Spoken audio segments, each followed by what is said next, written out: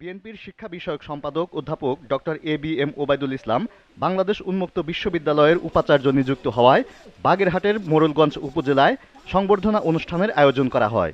অনুষ্ঠানে প্রধান অতিথি হিসেবে উপস্থিত ছিলেন বিএনপির স্থায়ী কমিটির সদস্য ডক্টর আব্দুল মঈন খান।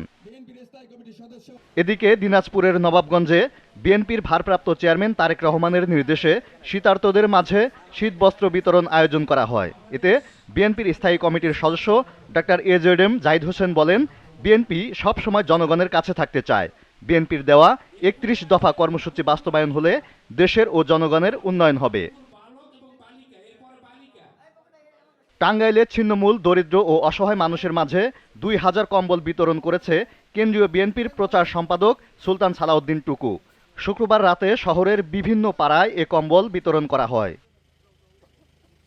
ঝালকাঠির কাঠালিয়ায় শিক্ষকদের সাথে মতবিনিময় সভা করেছে বিএনপির নেতাকর্মীরা।